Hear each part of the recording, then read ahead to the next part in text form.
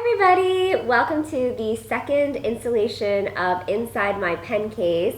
Today we have one of our favorite people, Megan, on the show. Is it a show? Yeah, it's a show now. Yeah.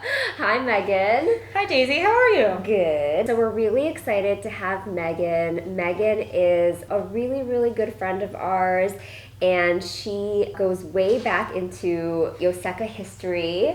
Way back. Megan, I think you were like one of our first visitors on like our first opening day back in the Sunnyside shop, right? I came on opening day. Yeah, right. I had started following your account when you were still a pop-up. Yeah. But I never made it to any of the markets. Right. And then I saw that you were opening a shop. I was like, oh, that's so exciting. And then it was opening in Sunnyside, which is where I lived at the time. And I think I stopped and like took a breath. Like, this is so exciting. Yeah. So I came on opening day. I remember it so vividly. I don't think I even like talked to you guys. I was like, play it cool, be cool. Like on opening day, really? Yeah. Really? I might have like said hi and said like, oh, this is. I'm sure you said hi. Megan's like the friendliest person. Like, she makes friends everywhere she goes. But I remember it very fondly. It was an incredibly rainy day. Oh, really? It was like torrential rain pouring that morning. I don't remember that. I remember it. And then I remember like the sun came out by the time I got to your shop. It was like this perfect moment. Oh. And it was such a great like neighborhood institution. So nice to be able to just like stop in and hang out. Yeah. And like Queens is great, and I'm so happy for you guys in Brooklyn now. The shop is beautiful. Thank you. And it's a fun trip for me now to come over here. Thank you. I'm so happy. We were just getting our feet wet in Sunnyside, and Megan came in and said hi the very first day, and it was just like really, I remember like meeting Megan, and it was just like a really good feeling to know that like we had people like in the neighborhood who were happy to have us there, and I definitely felt that like when you came in the store and said hi. And then, you know, our friendship just grew from there. Obviously, we did drawing nights at Yoseka Stationery before the pandemic, and Megan was the teacher for those drawing nights. Those were like some really, really fun nights. We would go around and draw to prompts.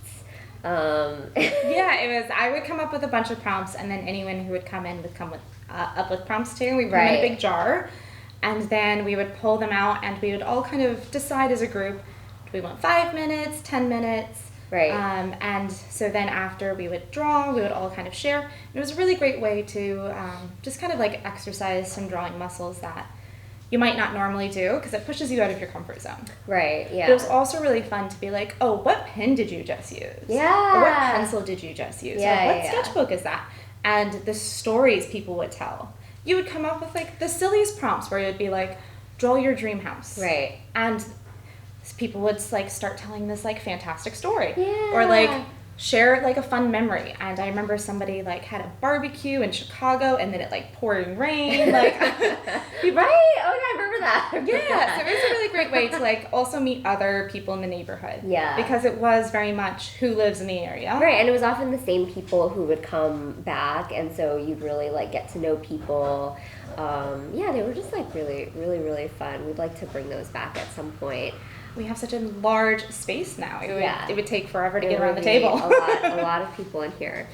And Megan also has done a lot of, so Megan is a really talented artist, actually. She draws and watercolors absolutely beautiful things, and she's done her work on for Yoseka a couple of times. Megan gifted us on our first anniversary of the store opening a watercolor sketch of Yoseka's store in Sunnyside, and that ended up being, like with her permission obviously, that ended up being our holiday card that we sent out that year, and we still have the drawing frame. And I remember being really sneaky and like coming to the shop for the excuse of taking a really good photo, because Google Maps didn't really have a great photo. Yeah. And I was like, oh, how long do I have to hang out before they like they don't get suspicious. Yeah, and I didn't suspect a thing though. No, but when I left, I was like, oh wait, I realized I don't have a good picture of the shop. Yeah. And I like took a picture outside, and you guys were like, okay, Megan, bye. No, but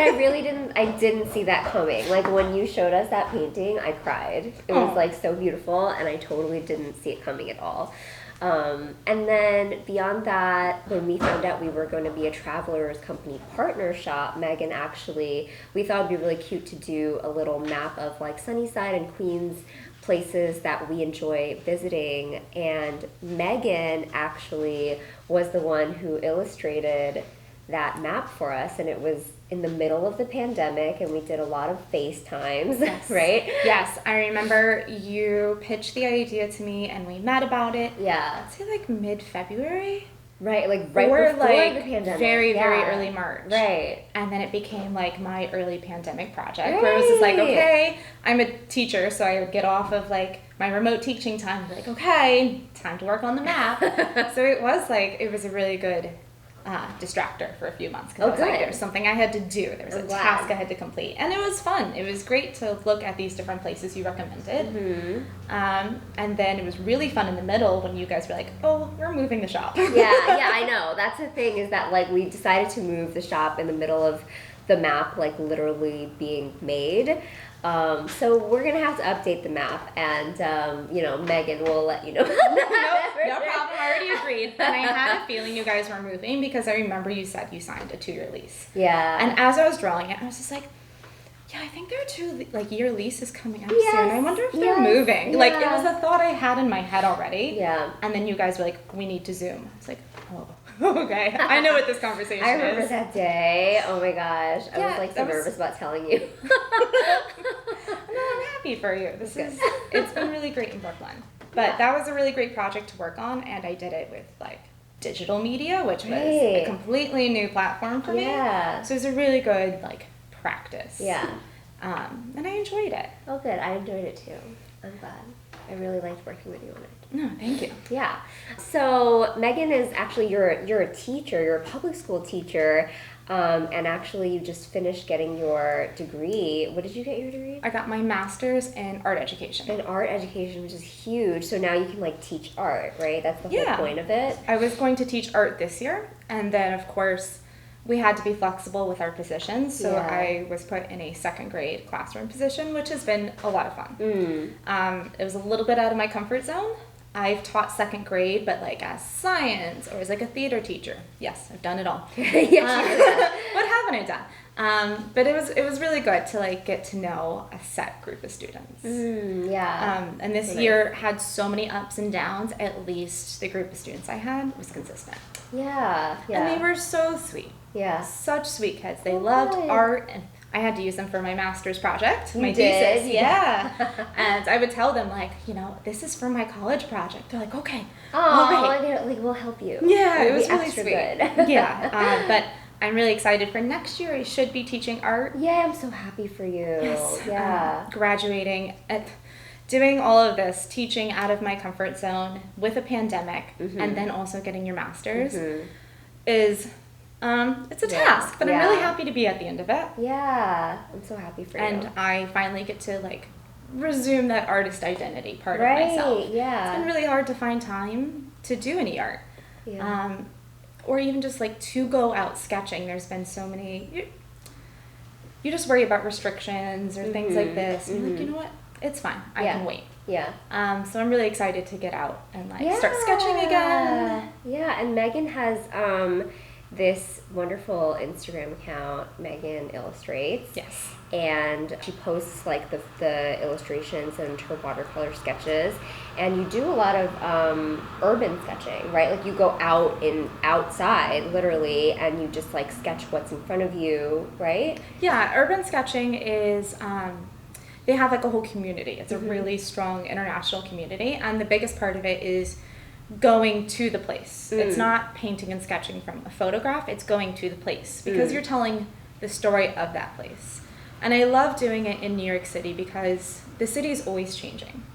And it just feels really good to document like the world around you. Right. And you can walk the same route every single day, not noticing little details about the space around you.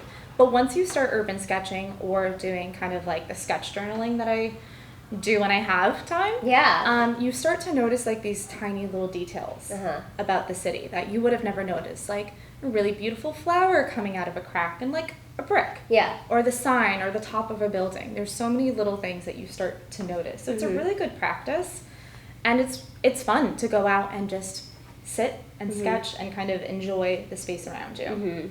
Have you been doing, well, I guess like now that you're in summer break, you're doing a lot more of that also. Oh, absolutely. I don't know what to do with my time now. Like, I've been so used to being on. Yeah, doing a grad school program completely online. The whole program was online. Right. And teaching full time, there's a lot of time to art. On the weekends, normally that would be the time to go out, but you're just so tired, you need to like reset. Right. And there's also chores. I get that. Yeah. There's also chores and adult things you have to do. Yeah, do laundry. So it's really hard sometimes to be creative and to feel that creative itch when there's so many things going on. But it's like immediately as soon as like summer break started, yeah, like, okay, I'm ready. I know. I'm ready. I was so happy to see when you first posted your sketches again. Yeah, it feels really good. It's my way to relax. It's my way to just enjoy my time. Put in some music. Yeah, you did the subway station by where you guys live, right? Yes. It was like your welcome home. on top of everything that was happening, my boyfriend and I moved twice during the pandemic. Right. We moved to Brooklyn. Brooklyn just wasn't the right fit for us. Yeah. We missed our friends too much, and we just missed being in like a really strong community. And so we moved back to Queens. So we're really happy to be back in Queens. Oh yeah. Oh, do you want to tell everyone how you and your boyfriend met? Oh, I was really surprised. I'm blushing, right? Of course, at Yoseka. Oh my God, they met at Yoseka. I was waiting for you to bring it up. We met and re-met at Yoseka. Right, that's right. We met, it was like, I love telling this story because it was like a beautiful spring day. It was the day of the Travelers meetup. Isn't that when you met? No. Oh. No, I thought it was. No. Okay, I'm sorry. It was, I'll let you tell the story. well, the first time we met was in April.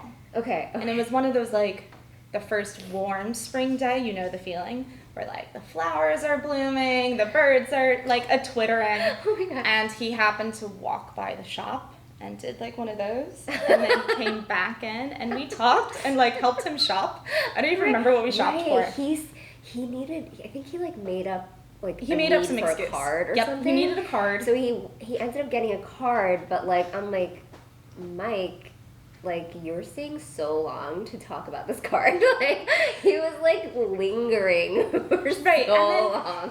Poor thing. And then I like let him leave. He had food with him. I was like, oh, you probably like need to go eat your food. I feel bad I've kept you here so long. And then he left. And I looked at you. I was like, he stayed a little long, right? Yeah.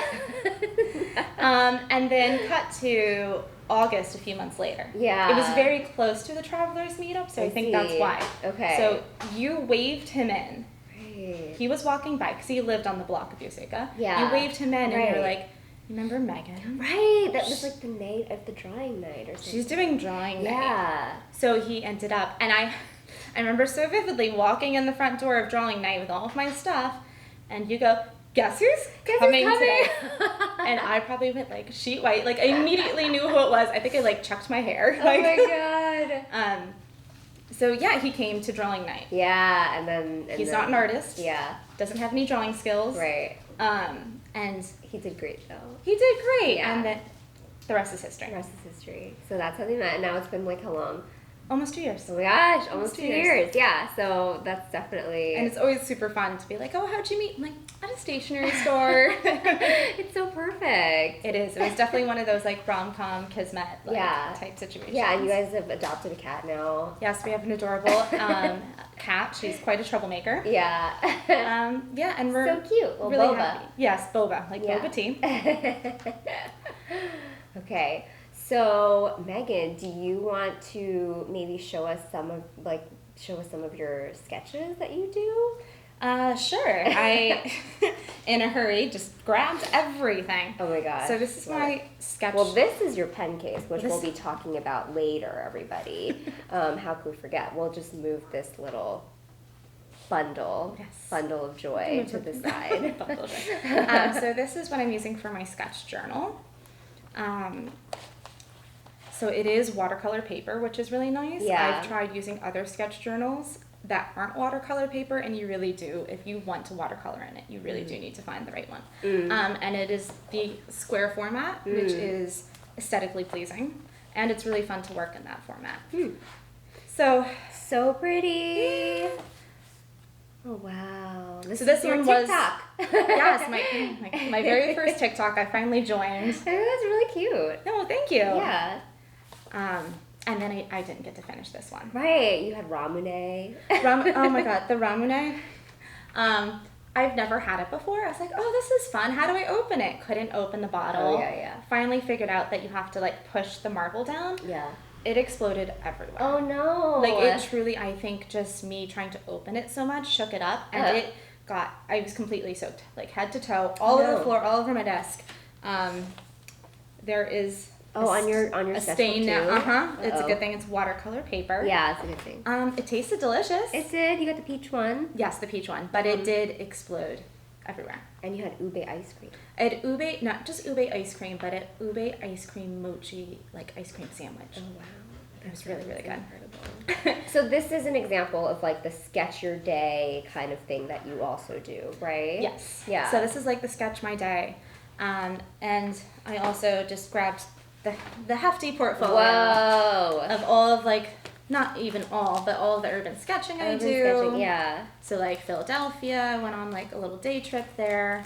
I love this one. Yes, Vesuvio Bakery. Which isn't Vesuvio Bakery anymore. Again, it's one of those New York City things. You gotta draw it while it lasts. It's something completely different now. Right, yeah. Ralph's, Tom's Restaurant. Oh. My friend Sorad, which is also like a friend of the shop. Sorad, yeah. We always do watercolor month in July. Last year, I didn't keep up as good with it because I was doing grad school. So this year we're doing it again. So this will be our third summer. So some of this is urban sketching, but a lot of this is so beautiful. Art project. This is the Flower District? The Flower District in Manhattan. Yeah. Yeah, I really enjoy getting to explore New York City. It is so big, and there's so many tiny little parts of it that you would never know unless you went. Right. This is so incredible, Megan. Thank you for lugging it out here. It's quite thick. No problem. I was like, you know what? I'll just grab it. I wasn't expecting to pull out the beast, but I'm glad I brought it. It's so beautiful. Thank you. Yeah. All right. So, shall we move on to your pen case? I'm ready. Are you ready? I'm ready. This is like a beautiful pen case to start with. It's a roll, actually. It'll unfurl itself. This was something I had been eyeing for years. It's from Pigma, and they just make beautiful Is that how you say all? All? Yeah, like a... Oh, like I would say the owl. Tools. Oh, I think it's not all owl. I think it's like sorry. Tools, like the leather making tools. Okay, I think. Okay. I'm so sorry. No, I'm sure you're correct. So this was, I had been eyeing it for years, and I finally asked, my parents always ask, what do you want for Christmas? And I finally was like, this one. So it is quite a hefty, and this is the small version. Oh yeah, there's a bigger version. The mini. Yes, so this is the full thing. So it's great because it has like a little zipper, it has little pockets here. It's so beautiful. So these are like my go-to urban sketching tools. Okay. So should I start taking them out one by Let's one? do it. Okay. Yeah. So this is if I am more on the go and I don't have like the water cup with me. Right. So this is like the water brush. Right. You like squeeze it. You squeeze it, and you can use it on a watercolor palette to activate like the colors. Would you say it works as well as like a real brush with a cup of water? It's good for like very light washes of color. Okay. It doesn't get a lot of dark color because there's just so much water in it. And if you ever do catch me outside, I'm always like in between colors, like wiping it off. Like because it's too wet. It's too wet, and in between colors, like I'm a little lazy. I don't bring like a brush rag. I really should have a rag that I wipe it off on. But I'm just like, it's fine. Okay. On my arm, on my leg. It's fine. But it's a really, really great tool. You can actually fill this with liquid watercolor if you wanted to. Oh. But I usually just, it's one of those emergency things, because I have gone out urban sketching and forgotten my like little water cup that I use. Yeah. And then you're like, oh no, what do I use? Yeah. A water bottle? Right. I've had to do it before with like the with cap of water. the cap of a water bottle. Wow. So I always have this with me. I don't always use it, but it's always there. Yeah. It's good. It's a good handy one to have. This one is my personal favorite. I remember you shared that at drawing night, actually. Yes. It is the Pentel brush pen. Yeah. And it has this wonderful like little bristle tip. Mm-hmm. And it is fairly waterproof. So when you paint over it, I like to do pencil, pen, then paint. Right. And with this, it doesn't really pick up too much of the black. Right.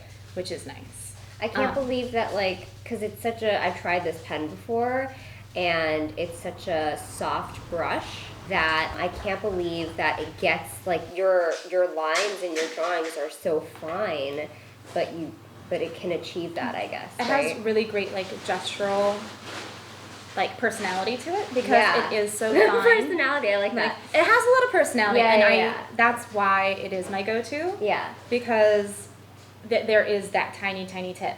But if you want, you can brush it, and there's a lot of texture. The more pressure you put on, you kind of get that, like, speckled, like, very, like, brush pen texture. It's just great to be on the go. Yeah. Because you can do so much so fast with it. When you're using a fine liner or a ballpoint pen, a traditional type pen, when you're sketching, it just takes longer. And for me, when I go out sketching, I want to capture as much around me as I can. Yeah.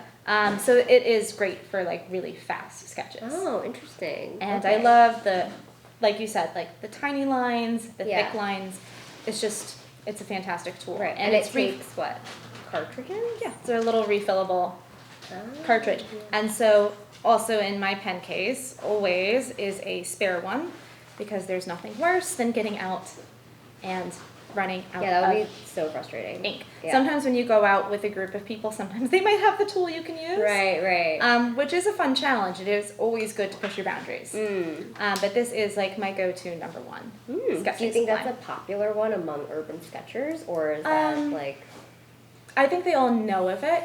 I know everybody loves like the sailor pens. Like fountain pens? Fountain pens. Oh, for sketching. Oh, interesting. Yeah, there's some of the sailors that are really good for sketching. Yeah. And a lot of urban sketchers actually just do watercolor. They don't do pen. But that's why it's fun. Is everybody has a different personal preference. Right. Yeah. And when you're out, you can go, oh, I'm gonna do this in pencil. I'm gonna do this one in pen. It's fun to kind of pick and choose. That's cool. Okay, so that's your favorite. Favorite. A good zebra ballpoint's always great too. If you don't feel like doing watercolor. Yeah. And it's always really good too when you actually have to write something. Yes. Yeah. Sometimes you're like, oh, I just need a pen to sign a tab or something. I like the look of this one, and it's like very sleek and silver. I remember you said someone gave you this one, maybe? Yeah, I think that's the one. A really like well-known artist in New York City saw me urban sketching. She's like, oh my God. Here, have my pen. I was like, So sweet. Oh, okay. That's so nice.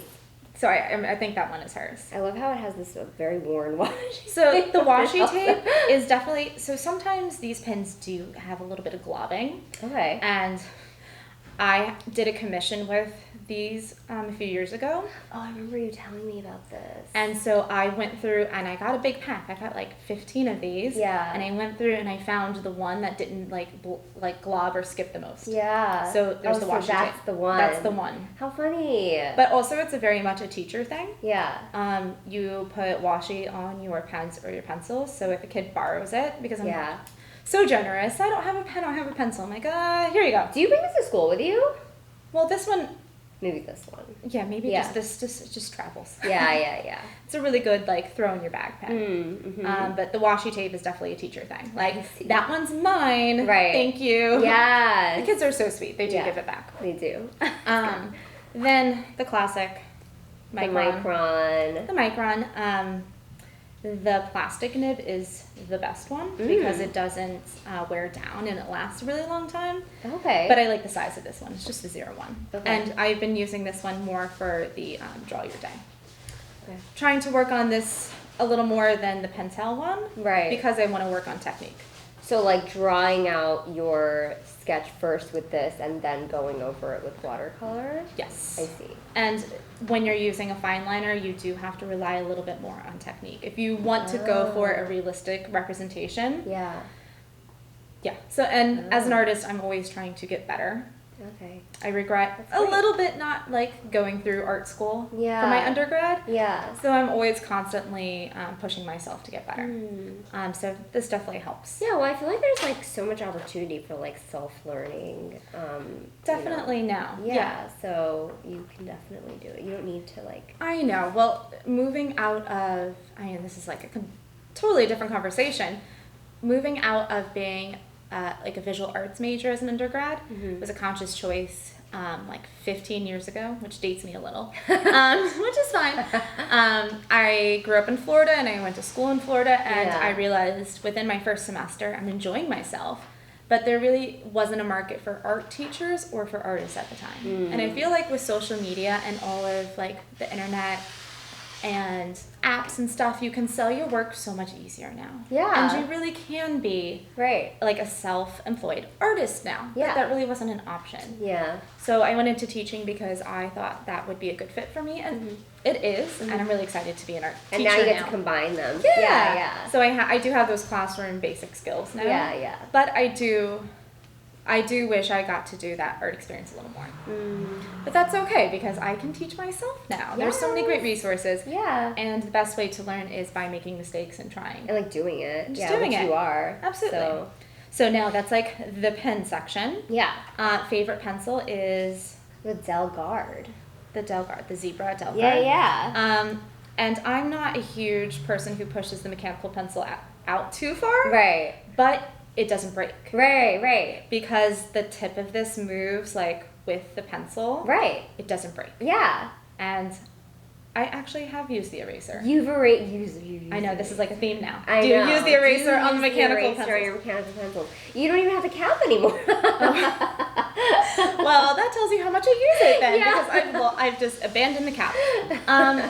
The eraser actually really is good. If you want to do a pencil sketch, like going to museums in New York City, you can't use pen, you can't use watercolor, you can't even use water-soluble crayons. Like they don't allow you to. They don't allow you to. They will come up to you and ask you to put it away. Yeah. So it's color pencil or mechanical pencil. So these are really great for doing like erasing highlights into work. Right. So instead of like trying to draw around something, you would use this teeny tiny little eraser. Precision eraser. To create highlights. Yeah. Yes, so I actually have used the eraser. Yeah, you really have. I love it. It's not my favorite eraser, we'll get to that, but yes. So that is that. And then of course the classic Blackwing. Yay. Yours is very sharpened. Yeah, it's very sharpened. And we'll leave that out so when we get to the sharpener we can show that off. Okay. And then the classic jelly roll for highlights. When you're done painting, you can add quick highlights on things. Yeah. Or if you make a mistake, it's pretty decent with covering things. I wish they made a smaller size. Oh, is that the smallest size? I think this is the smallest size. Yeah. They're pretty juicy. Let's put that out there and let's start like an internet movement. Like, I want a smaller size. Like, this is great, but I want a tinier. Oh my god, anyone else out there? Please, let's start it. Nodding her head right now. She's like, yeah. Hashtag make the nib smaller. It's great, but it's really hard to get something super fine with it. Okay. And then a standard collection of brushes. And then this super fun tool. I haven't actually had a use for this yet in the wild. Yeah. But you never know. It's good just to have. Scissors! Scissors, of course. So it looks like a pen, I guess. Yeah. It's very deceptive. We have one that's kind of very similar box cutter. to that. I have that one too. Yeah. Oh. I have everything here. So yeah, you can open it and it's a little pair of scissors. And then it locks into place and you can, oh my god, careful with that thing. I know. Hope it's not too sharp. So moving on, we have my favorite sharpener. Ooh, I've seen that before. This one is fantastic because you can turn this piece here and it changes the size. Right. Changes the size of the pencil you can put in here and the size of the tip. So it's like how long the... Yeah, well that one is not the right size because now it won't even sharpen. Oh, you can like, I guess you can close it? Yeah, I think you can close it too. Okay. So it creates a really nice, very dangerously sharp. And it's really good for colored pencils. Color pencil sharpeners are really hard to find because the lead is so soft. Yeah. And so a lot of sharpeners, it's so much fun to crank. And you end up until you break it. Yeah. And then you just break the inside and your pencil's done. But this one is gentle enough and there's no like leeway. I can't like you just really get into it and crank it. Right. So this one's great for any pencil. Like right now you wouldn't be able to sharpen anymore? Like it just stops you? I mean I can probably keep pushing it. Ooh. Oh, I'm scared. Oh yeah, it's getting sharper and sharper. But yeah, you can adjust it and see like what works for different pencils. Cool. Do you have like a set sharpness for the pencils that you use usually? I am really picky and I like my pencils super sharp. Super sharp. So when my students ask to like, can I sharpen my pencil? Most of the time, unless it's during a test, I'm like, no, you need to do your test. Yeah. I'm like, yeah, it's fine. Yeah. Because I am someone who likes it. Yeah. Dangerously sharp. You get it. So I get it. And you loan out the sharpener? No. No, okay. No, we this use is like not a student sharpener. Oh no. We use the electric one. I see. Oh right, yeah. Yes. Yeah. And then my favorite eraser. Oh, the Matematikun. Which I feel like I probably introduced to you guys because I remember being like, you told us about can you please? Yeah. It's harder to find in person, so I was like, please buy. Yeah, because we were like your stationery store because we lived like down the block, or the store was down the block from where you lived. You're like, I need you guys to get this because this is just a fantastic eraser. Yeah, I love the gold. Yeah, you can tell it's been used. And you like this one because they have like a longer format as well. They do, and I think they're all the same, but this one's just you like really good grip. You like this one. Yeah, and it doesn't rip the paper. It gets up literally any pencil mark. Color pencils. Does it? I feel like colored pencils you can never actually fully erase. That's what we discovered last week because Miwa was here and we were doing Care and Dash and it is hard. They were not really erasing. So we'll have to test it. Yeah, okay. I didn't bring any of those pencils. No. I have a whole collection at home, of course. But we'll have to test it later. Yeah. And then There's more? There's more. There's a little bit more. My favorite right, you got these little compartments back there. These little compartments is the little mini watercolor palette. Watercolor palette. It's so cute. It's just like I just want to put some on my cheek. This would be perfect, like a little makeup kit. Yeah. Oh, yes. So it's flat. I think it started as like a business card case, that like style and that size. Yeah. But these great little brush, the little pieces of the palette are magnetic, and you can take them out and you can move them around. You can buy like little mixing palettes. So I have 2 of these because. So do you put water here? Or like you dip your brush in water and then. Yes, I can demo it. I don't know. Yeah. So since I don't have this is why I carry this one since I don't have my pen cup. Yeah. So I use like the mixing sides to mix colors. Okay. So you would just kind of like dip it in here. Oh. And then there's good and bad. I rarely clean these off. But I feel like that's fine. Are people very like... If I'm starting a specific project, I will clean it off. Like I have a big, like very chunky watercolor set at home. Yeah. And I will clean it off if I'm starting like a commission or a really big project. Right, that makes sense. But most of the time I'm like, oh, I like that color. Yeah. I've used that color. I need to replicate it again. Right. It looks messy, but it looks used. So this one is more of like more subtle off colors. Right. Or I'm just lazy, and sometimes when I'm out, I don't want to like remix an entire color. I'm like, I know this color is a brick color. So you can just take it from here. I can just take it. That's so cool. So this pen case fits so much, and I even had a little small sketchbook in here at one point. So cute. It just got a little too hard to close, to wrap and close. You need to upgrade to the large size soon. Mom and Dad.